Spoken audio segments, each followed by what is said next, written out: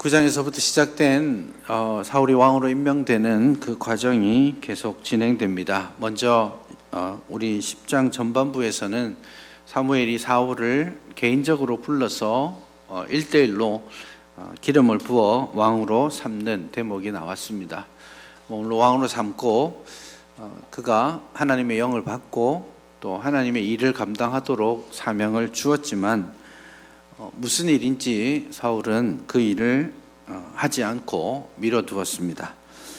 우리 16절 마지막에 보시면 사울이 집에 가서도 삼촌이 왜 무슨 말을 들었느냐 이런 질문을 했을 때 암나기 말만 하고 나라에 관한 그 일에 대해서 자신이 어떤 일을 겪었고 어떤 사명을 갖게 되었는지에 대해서는 말하지 않았습니다.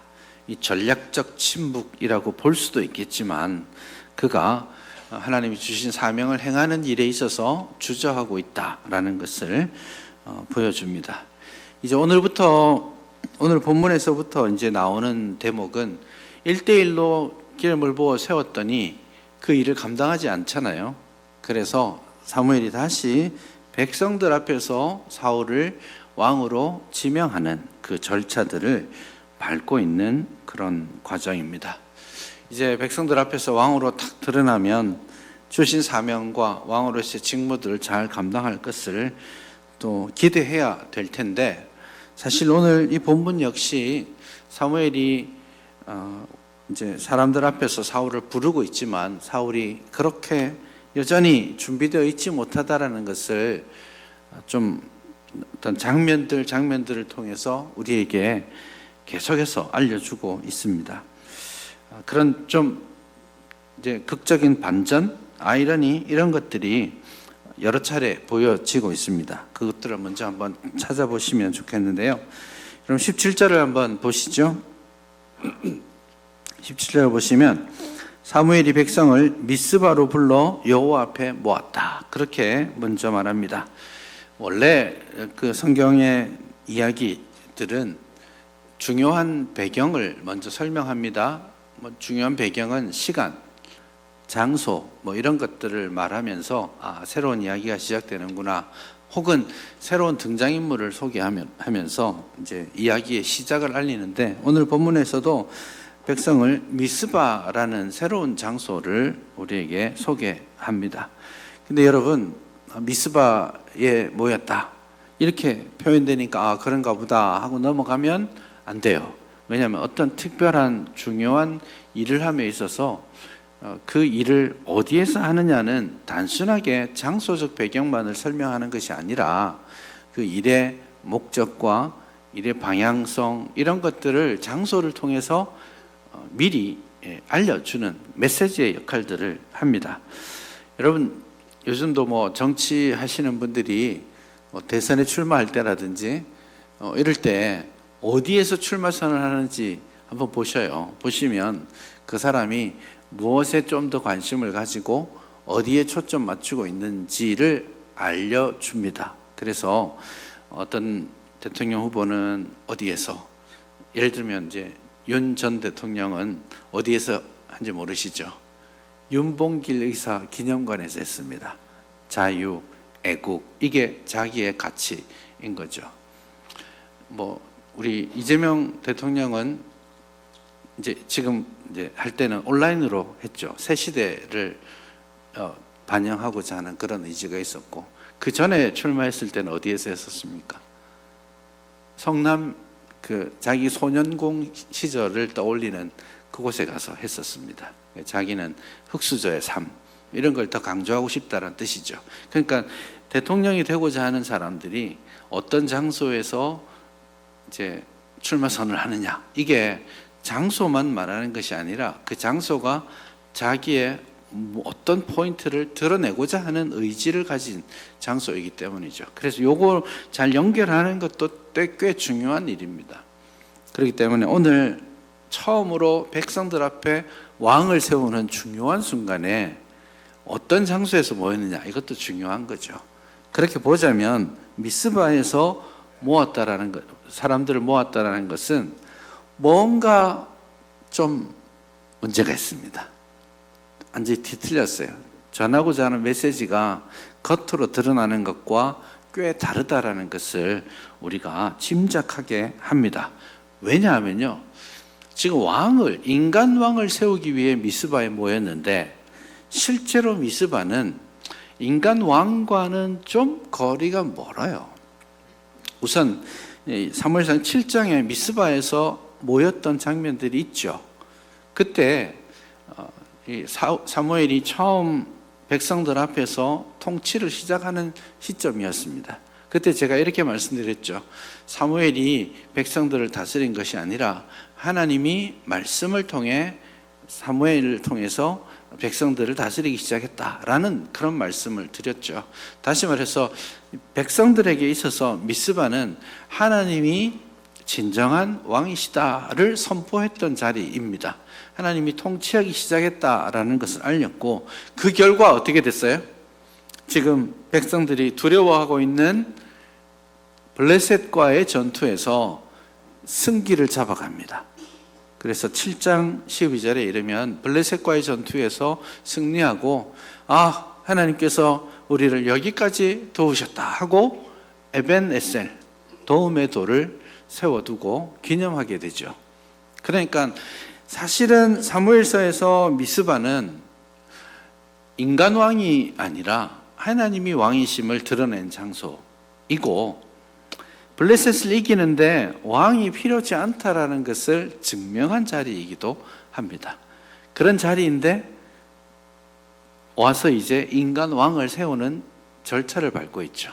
그러니 장소가 아이러니입니다. 반전, 다른 메시지들을 주고 있는 것이죠. 그러니 어떤 느낌이에요? 미스바에서 이 일을 인간 왕을 뽑으려고 하니까 기본적으로 느끼는 건 뭐냐면, 너희들이 지금 제대로 하고 있는 거 맞아? 라고 경고하고자 하는 의도가 거기에 들어있는 겁니다. 두 번째는 미스바에 모여서 이스라엘 자손에게 사무엘이 말을 전하는데 18절과 19절에 나옵니다. 18절과 19절에서 언급하고 있는 이 사무엘의 말이 굉장히 왕을 세우는 의식을 치르는데 적합하지 않은 말들입니다.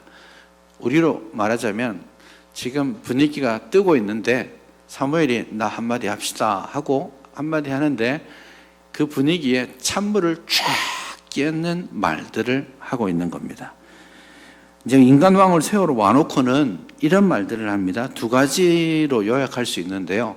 과거에 하나님께서 어떻게 구원하셨는가, 그걸 먼저 말합니다. 그래서 하나님 말씀을 인용하면서 내가 이스라엘을 애굽에서부터 인도하고 애굽의 손 그리고 앞지 않은 모든 나라의 손에서 역사적으로 다 구원해서 여기까지 인도해온 하나님이다 라는 사실을 먼저 말씀하죠. 그리고 대조해서 19절에서는 현재를 말합니다. 그런데 너희는 지금 그 하나님을 버리고 우리에게 왕을 세워달라고 하는 거 아니냐. 지금 왕을 뽑으려고 사람들을 불러놓고는 왕 뽑는 거, 그거 하나님께 배신하는 거야. 하나님이 베푸셨던 구원의 은혜를 다 까먹고 배교하는 거와 똑같아. 이렇게 말하고 있는 겁니다. 그러니 이게 분위기가 아주 왕을 세워가는 그런 고조되는 분위기가 아니라 계속해서 경고하고 또 경고하고 있는 그런 모습을 우리가 볼 수 있습니다. 세 번째, 이 반전, 왜 이렇게 할까라고 생각해 볼 수 있는 것은 왕을 뽑는 절차와 관련되어 있습니다. 19절 하반절을 보시면 그런즉 이제 너희의 지파대로 1000명씩 여호와 앞에 나오너라, 그렇게 하고는 이제 제비를 뽑습니다. 제비라는 표현이 나와 있지는 않지만 20절 말미에서부터 보면 베냐민 지파가 뽑혔고 또 가족이 뽑혔고 이렇게 말합니다. 이게 전형적인 제비 뽑기의 모습입니다. 제비 뽑기를 주로 어떻게 하느냐 하면요, 원래는 yes or no 두 개만 가지고 합니다. 우림과 둠밈 이렇게 표현하기도 하고 돌을 두 개를 이렇게 제사장, 대제사장의 복색 안에 에봇 안에 넣어두고 있습니다. 그리고 하나님께 질문하죠. 이렇게 할까요? 저렇게 할까요? 갈까요? 말까요? 옛날에 우리 어린 시절에 파란 보자기 줄까? 빨간 보자기 줄까? 이런 얘기 있었지 않습니까? 그런 것처럼 두 개, 아마 흰색, 검정색 돌을 딱 넣어놓고 가라고 하면 이제 그 흰색이 나오면 가는 거고 검은색이 나오면 가지 말라는 거, 이런 식으로 뽑는 거예요. 그럼 이 지파들은 어떻게 하냐면 지파들을 딱 세워놓고 반 나눠서 이쪽이면 이도라면 이쪽, 그럼 이제 6지파 빠지고 또 지파 이렇게 하나씩 빼갑니다. 그러니까 이 절차대로 했는데 마지막까지 남은 지파가 베냐민 지파고, 그리고 베냐민 지파의 족속들, 지파 안에 가족들, 큰 단위의 가족 단위들이 있잖아요. 그 가족 단위를 또 분류해서 이 제비를 계속 뽑아서 하나를 찾았는데 이제 결국 뽑힌 것이 사울, 기스의 집안에 있는 사울이 뽑히게 되는 과정입니다. 이런 과정을 통해서 구약 성경에서는 제비 뽑기를 통해서 하나님의 뜻을 분별하는 데 사용해 왔었습니다. 맞죠? 제비 뽑기는 하나님의 뜻을 분별하는 중요한 장치이기도 합니다. 그런데 성경에서 제비를 뽑을 때 이리 갈까요? 저리 갈까요? 하는 게 맞습니까? 아닙니까? 이런 것들, 절차를 어떻게 할까요? 혹은 성전에 와서 이제 섬기는 순번을 어떻게 할까요? 이런 것 정할 때, 땅을 분배할 때 제비를 뽑습니다. 근데 그렇게 제비를 뽑는 과정은 일반적인 건데요. 근데 구약에서 사람을 선택하기 위한 제비 뽑기는 다 부정적입니다. 모두가 부정적입니다. 사람을 찾을 때는 주로 어떤 걸 찾으냐면 죄인을 색출하기 위해서 제비 뽑기를 해왔었습니다. 오늘 본문에 나와 있는 지파를 뽑고 가족을 뽑고 사람을 찾아가는 이 순서를 그대로 따라가는 데가 어디냐면 여호수아 7장에 나오는 아간 사건입니다. 아간이 물건을 훔쳐서 전쟁에서 이스라엘이 패하게 되죠. 아이성에서 패한 이후에 하나님이 죄인이 있기 때문이다 해서 제비를 뽑아 찾아내는데 이 과정을 그대로 거쳐갑니다. 그리고 아간이 선택되죠. 너 무슨 죄를 지었어? 라고 하는 거죠. 그러니까 개인 사람을 선택하는 모든 예는 다 죄인을 색출하는 과정입니다. 사무엘상 14장에도 제비 뽑기가 나옵니다. 사울이 뜻하지 않게 하나님의 뜻과 상관없이 자기 고집으로 하나님의 이름으로 맹세합니다. 전쟁이 끝날 때까지 아무것도 먹지 마! 이렇게 했는데 요나단이 그걸 듣지 못한 채 꿀을 찍어 먹는 일이 있었습니다. 누가 내가 하나님의 이름으로 명령한 것을 누가 어겼어? 하고 색출할 때 제비를 뽑습니다. 그래서 요나단이 당첨되죠. 한 가지만 더 예를 들어 볼게요.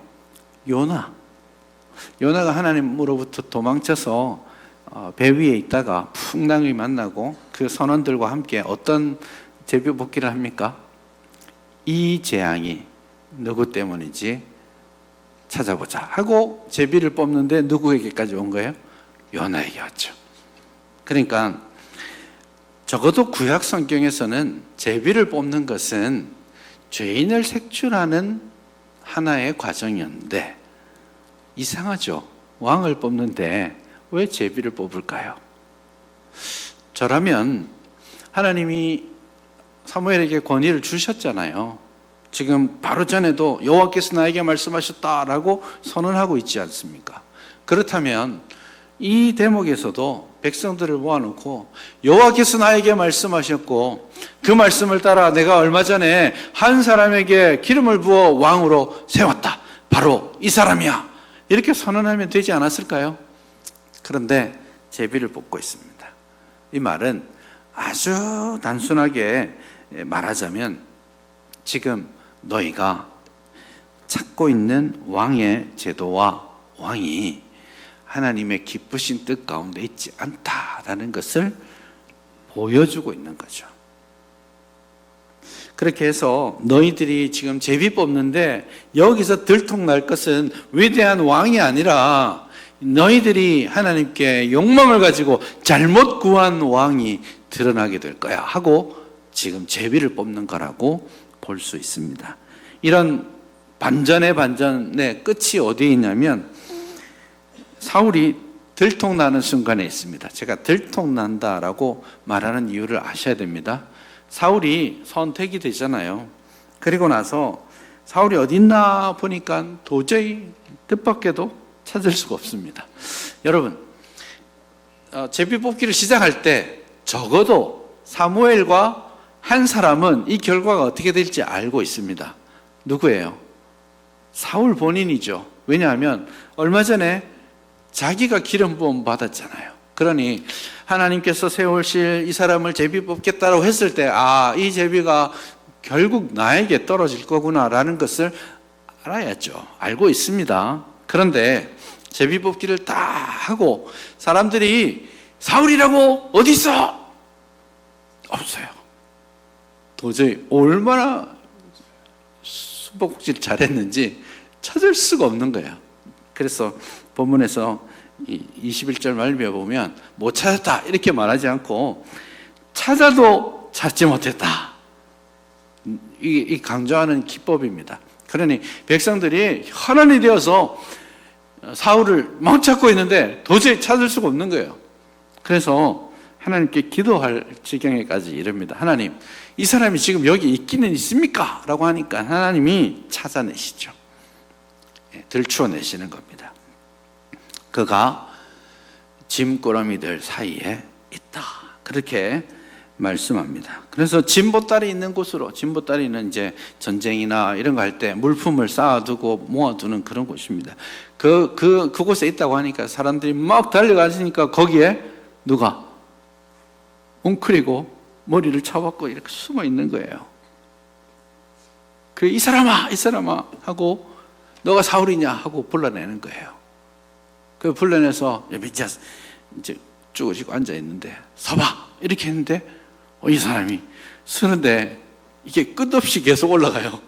왜냐하면 이 사람이 키가 어깨만큼 더 높잖아요. 그러니까 조그맣게 숨어 있는 것 같은데 사실 일어나니까 등치가 그렇죠. 그래서 이게 극적인 아이러니입니다. 등치는 제일 큰데 그 조그만한 짐보따리 안에 숨어가지고 있는 왕의 모습, 이게 굉장히 초라하고 소심하고 두려움 많은 이미지로 남아있죠. 그가 하나님 앞에 부름받았음을, 기름 부음 받았음을 인정하고 있었다면 하나님이 제비를 뽑아가는 그 과정에 아마도 준비하고 있었겠죠. 제비를 뽑혔을 때 사울이구나 했을 때 누가 사울입니까 하면 조용히 그 자리에서 접니다. 이렇게 했어야지. 그런데 짐보따리에 숨어가지고 있는 그 소심하고 두려움 많은 불신 있는 그런 모습으로 처음 왕의 모습을 드러내고, 어떻게 보면 그의 불신함과 그의 소심함, 그의 순종하고자 하지 않는 모습을 하나님께서 폭로하고 계시는 겁니다. 그 마음에 있는 깊은 불안과 두려움, 걱정 이런 것들로 망설이면서 하나님이 하라고 하신 일들에 행하지 않고 하나님 말씀하시도록 주신 것에 침묵하고 지금 억지로 끌려서 나와 있는 그런 모습을 봅니다. 오늘 본문에 보시면 그래서 사울도 참 준비되어 있지 않다라는 것을 느끼고요. 백성들도 여전합니다. 오늘 시작할 때부터 너희가 하나님을 버리고 인간 왕을 요구하는 것이 불신앙이다라는 그런 책망을 들으면서 이 왕을 찾는 과정들을 하고 있고, 그리고 그 왕이 드러났을 때에도 제일 먼저 뭘 느꼈다고요? 이게 아직 정신 못 차리고 있는 거예요. 하나님이 세우신 왕이다라고 했을 때 먼저 보아야 될 것은 백성들이 보았던 이런 거 아니에요. 백성들은 뭐 봤습니까? 우와, 키 크네. 우와, 잘생겼다. 진짜 우리 왕이다. 이게 세상적인 관점을 그대로 지금 가지고 있는 겁니다. 그래서 하나님이 주신 하나님의 뜻, 하나님의 계획이라든지 하나님이 세우시는 사람의 태도와 모습이 어떠한지는 관심 없어요. 그가 막 쭈그리고 앉아있는 그런 모습에 그렇게 주목하지 않습니다. 일어났더니 아유 멀쩡하고 건장하고 잘생겨서 야 이스라엘에 그만한 사람이 없겠다 싶은 그런 세상적인 관심을 여전히 가지고 있는 겁니다. 백성들도 준비되어 있지 않다라는 거예요. 그리고 백성들이 보여주는 반응도 다릅니다. 26절, 27절에 보면 두 부류의 이 반응들을 보입니다. 첫째는 유력한 자들이 사울을 따르게 됩니다. 두 번째는 27절에 보면 어떤 불량배는 사울에게 무슨 자격이 있느냐라고 하면서 그를 따르지 않고 멸시하는 그런 대목이 나옵니다. 이 둘도 백성들의 마음이 갈라져 있다는 것을 확인할 수 있죠. 어떤 사람은 유력한 자들은 전쟁에 준비된 사람들 혹은 용사들 이런 뜻입니다. 그렇기 때문에 아마도 사울이 세워졌을 때 전쟁에 준비되어 있던 용사들이 사울을 따르기로 결정했다는 뜻입니다. 그런데 그들이 사울을 따르게 된 것은 본문에 보면 마음이 하나님께 감동되었기 때문이다 이렇게 말을 하고 있죠. 마음이 하나님께 감동된 유력한 자들이 사울을 따르고, 그리고 27절에서는 불량배, 이 불량배라는 말은 사무엘서에 계속 나오는 표현입니다.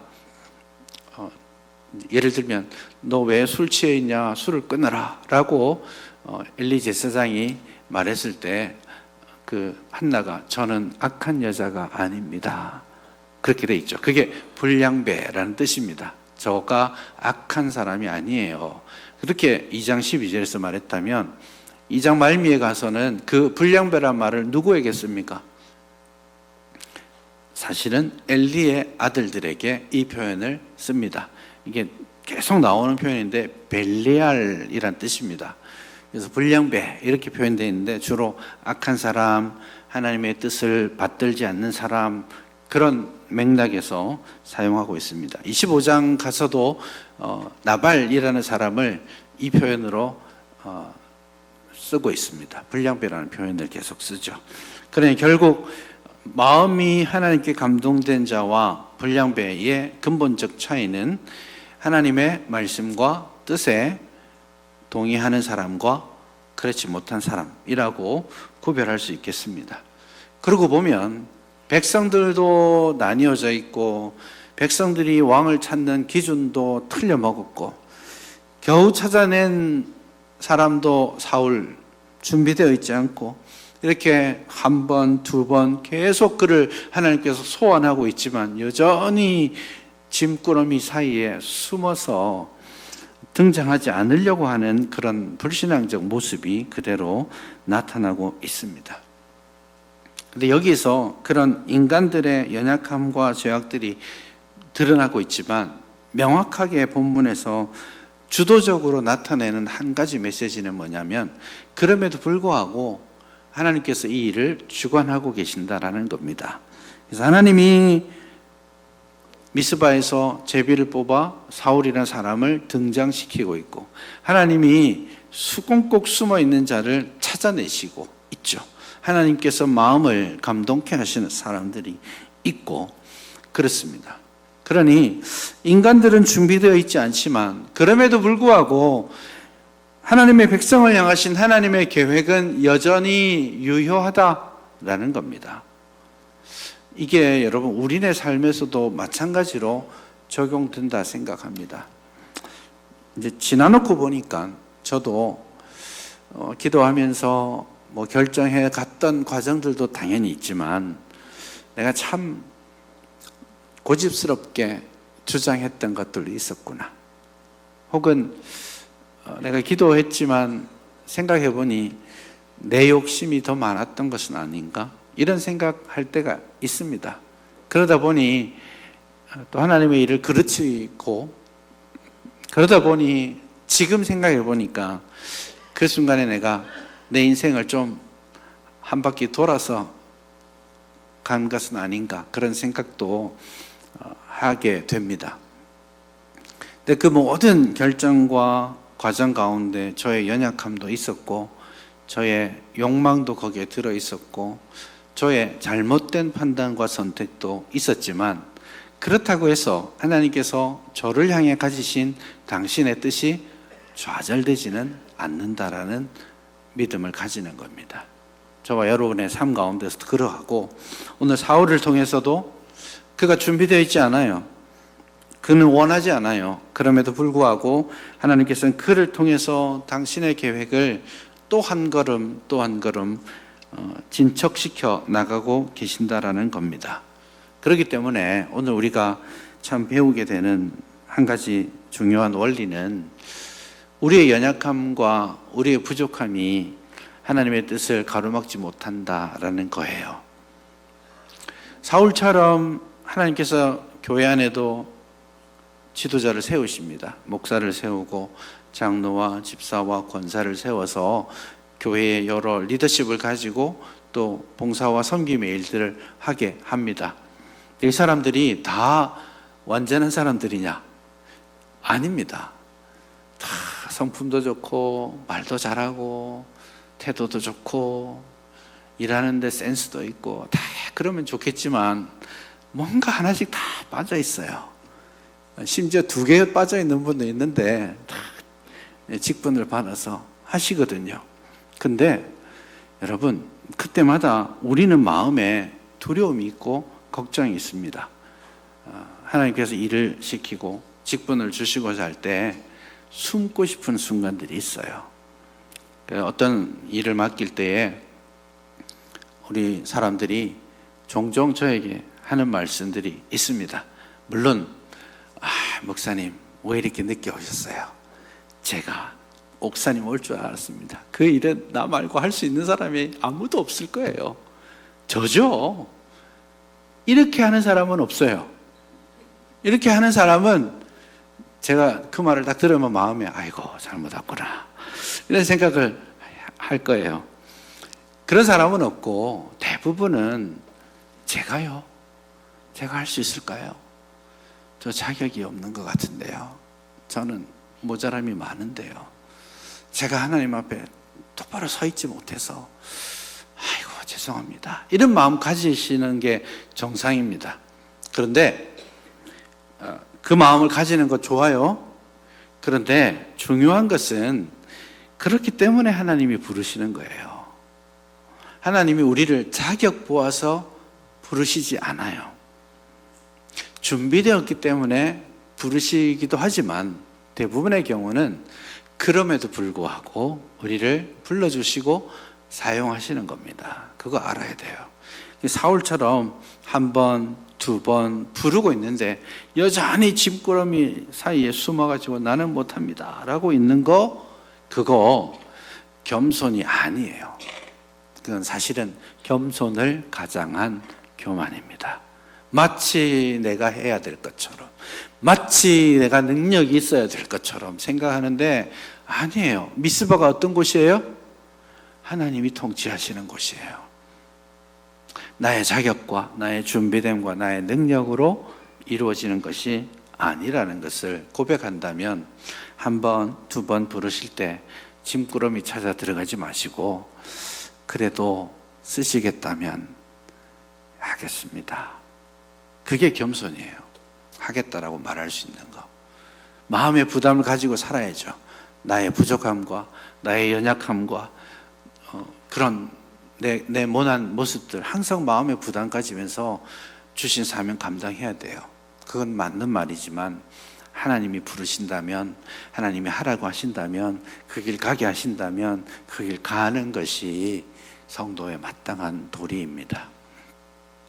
또한 거꾸로 백성들의 모습을 한번 보십시오. 사울을 딱 보니까 그렇게 자격 있어 보이지 않습니다. 그러니까 이 불량배는 이렇게 말하죠. 이 사람이 어떻게 우리를 구원하겠느냐. 아니 사울 저 집안이 베냐민 집안 폭삭 다 망한 집안인데 그 사람들이 무슨 힘을 내서 우리를 다스린단 말이냐. 이렇게 말하는 거예요. 아유 막 처음 본 모습이 뭐였어요? 짐꾸러미에 막 숨어 있다가 어정쩡하게 일어나고 있는 모습이잖아요. 아유, 내가 저 사람을 믿고 내 생명을 맡길 수 있겠어? 난 안 해. 난 싫어. 이러는 사람들이잖아요. 근데 하나님께서 이 과정을 밟아오셨다는 것을 인정하는 사람은 그걸 본문이 어떻게 표현하고 있냐면 마음에 하나님의 감동을 받은 사람인 거예요. 마음이 하나님의 감동을 받은 사람. 그 사람이 유력한 자예요. 여기서 말하는 유력한 자의 문자적 의미는 용사들이지만 사실은 이 사람들의 본질은 힘 있는 사람이라는 뜻이라기보다는 마음이 하나님께 감동된 자들이에요.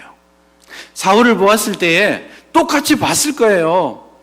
그가 부족함이 많은 거 알아요. 보입니다. 그게 폭로되는 순간이잖아요. 사울을 보았을 때, 그 집안 배경을 보았을 때 믿을 수 없다라는 걸 보았을 겁니다. 그럼에도 불구하고 이 과정이 하나님께서 만들어 오신 과정이라는 것을 인정하는 순간 마음이 하나님께 감동되었기 때문에 그의 연약함에도 불구하고 그를 리더로 세우고 그를 따르기로 결단하는 겁니다. 핵심이 어디에 있는 거예요? 하나님의 인도하심에 대한 신앙 고백, 거기에 있는 겁니다. 그러니 우리 주변에 앞서 일하시는 모든 분들을 보고 또 봉사하고 섬기는 사람들을 보면 완벽하지 않잖아요. 또 이럴 때도 있고 저럴 때도 있고 모난 성격 때문에 또 삐그덕거리기도 하고 그런 순간들이 옵니다. 그럴 때마다 하나님의 마음에 감동된 사람은 그 사람의 어떠함 때문이 아니라 그 사람을 세우신 하나님으로 말미암아 그를 인정하고 따라갑니다.